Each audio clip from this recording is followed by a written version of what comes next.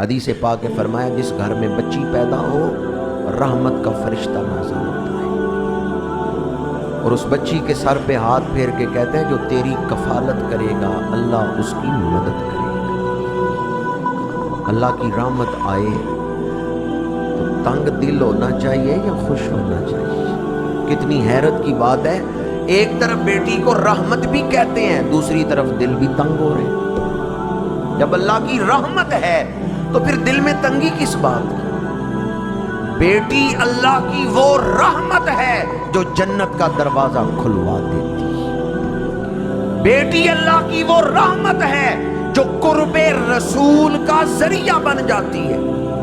بیٹی اللہ کی وہ رحمت ہے جو رزق میں برکت کا باعث بن جاتی ہے۔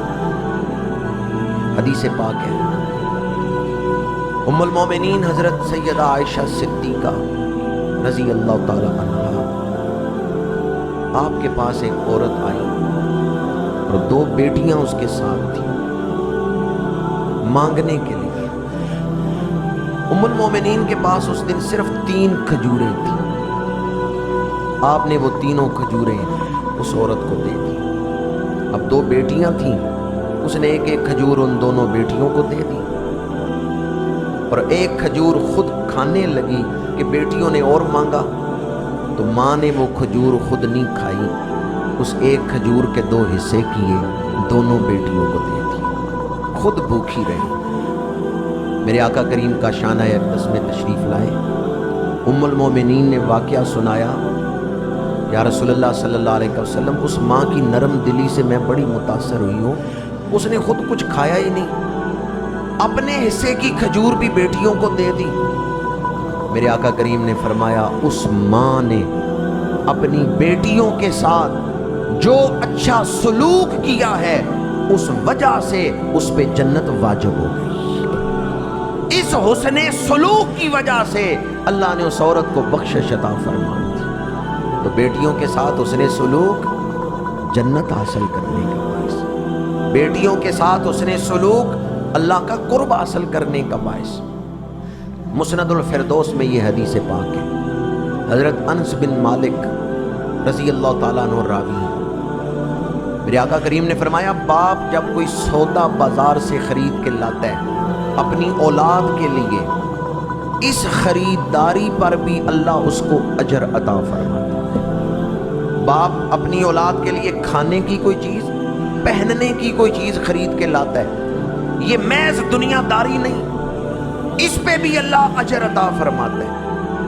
اور پھر حضور نے ارشاد فرمایا جو بیٹیوں کے ساتھ اچھا سلوک کرتا ہے اسے خوف خدا میں آنسو بہانے کا اجر عطا کیا جاتا ہے۔ بیٹیوں کے ساتھ اچھا سلوک کر رہے ہیں تو کس نیکی کا ثواب مل رہا ہے جی؟ بتا اس کا اجر کیا ہے اگر کوئی خوف خدا میں آنسو بہائے؟ حدیث پاک ہے، میرے آقا کریم نے فرمایا جس طرح بکری کے تھن سے دودھ نکل آئے تو اسے واپس تھن میں ڈالنا مشکل ہے، اس طرح جو خوف خدا میں روتا ہے اسے دوزخ میں ڈالنا مشکل ہے۔ جس طرح بکری کے تھن میں دودھ کو واپس ڈالنا مشکل ہے، اس طرح جو خوف خدا میں آنسو بہائے اللہ اسے دوزخ میں نہیں ڈالے گا۔ حرمت النار علی ثلاثۃ اعین، عین بکت من خشیت اللہ، وعین سہرت فی سبیل اللہ، وعین غدت عن محارم اللہ۔ فرمایا 3 قسم کی آنکھیں ہیں جن پر اللہ نے آتش دوزخ حرام کر دی ہے۔ پہلی قسم وہ آنکھ جو خوف خدا سے روئے، جو آنسو اللہ کے خوف سے نکل رہے ہیں وہ آتش دوزخ کو ٹھنڈا کر دیتی ہے۔ اب جو بیٹیوں کے ساتھ اس نے سلوک کر رہا ہے اگرچہ وہ خوف خدا میں رویا نہیں پر اس کو خوف خدا میں رونے کا ثواب عطا کر دیا جاتا ہے۔